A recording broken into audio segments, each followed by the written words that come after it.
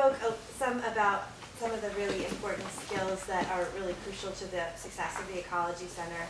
And if you two could also speak to the types of skills that you're looking for, both in the volunteers.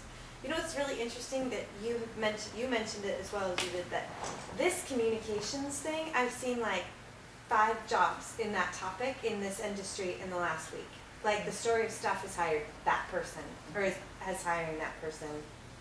That job went up on Saturday. Like that kind of, this outreach communications, Twitter, Facebook thing is a big deal. So that may be one of the skills you're looking for. But what other skills are you looking for in candidates that are looking to volunteer with you? And when you're going to get back up to the total staffing of 6 people eventually? Well, I do think that I just want to kind of go back to the whole kind of concept of volunteering and getting your feet wet in the industry. And if you're interested in a recycling job or kind of working in a social justice field, and even if you have great resume already, been doing something really terrific in another sector, to have on your resume something that indicates that you've done, that you're committed to these issues is really important to us. And so when we've hired in the past, you know, we kind of post on some of the same areas on Craigslist and Idealist, but the differentiation between the resumes, because you get a lot of resumes, are whether or not the person has shown some kind of commitment, even if they don't have the skill set necessarily, or generally have the skill set. If they have some kind of commitment or shown it, whether it's volunteering, whether it's being on a board, whether it's some kind of civic engagement activity at all, that makes a big difference. So I just really wanted to emphasize that. So the question is skills. The communications issue is really important, and if anybody here actually has communication skills in like Twitter and Facebook, I would probably, we do have a job opening anyway. I would make room in our budget to do that. We are considering that.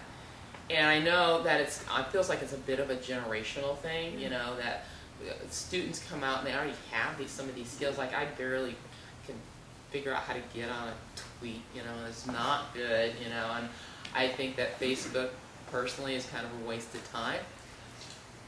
I am not in the norm, you know. Our organization needs to have a better Facebook presence, and we need to really figure out how to tweet.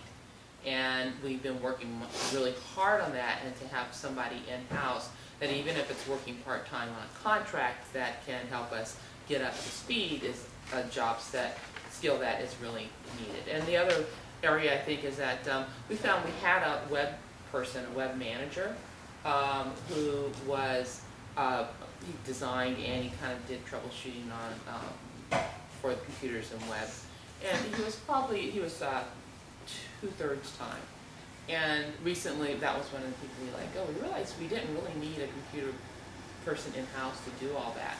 What we do need is somebody that can, again, unfortunately, this is horrible because every time I get in my car and listen on the radio, I'm hearing about how we're all down, we're working more, getting paid less, and working on contracts and part-time. But until the economy really recovers, I think that's where you can start building your skill set and getting some income in this sector by doing some of the contract work. And so those 2 areas probably in web work, whether it's upgrading web and working on the web, or else doing tweeting and communication, and really kind of bringing in new enthusiasm around this issue that probably some of the NGOs have been slow to uptake, and now we realize that we need to engage in.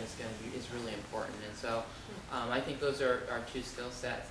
For our organization, I think, and I feel bad, and when I was asked to speak, I'm like, you know, we just downsized, so we don't have a lot of jobs, you know.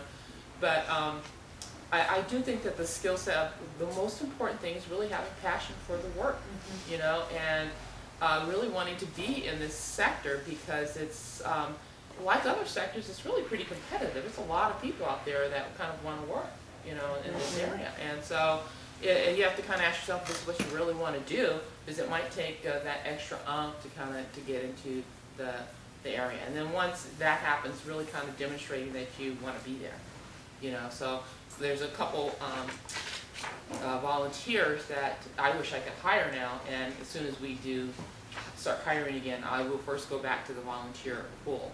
And it was because they were very efficient. They didn't know all the issues because we would deal with some really complicated issues, and we deal, as I mentioned, locally and nationally and internationally, and they were always proactive. They were really interested in what we do, and I think those are kind of three areas that are really important for us in terms of hiring people, because we're not going to find people that, unless they have some of the really sophisticated skill sets that we need. Like now we have worked with people that are doing chemical engineers, you know, looking at solar panels and things of that sort. We need people that are really passionate, that want to do the research, that want to make change and get the social justice in, and that can do some of the technical thinking around it or can articulate it, but even if you don't totally understand it, you can fake it, you know? So that's what we, Thank you. yeah, I think it's nice. Fake it till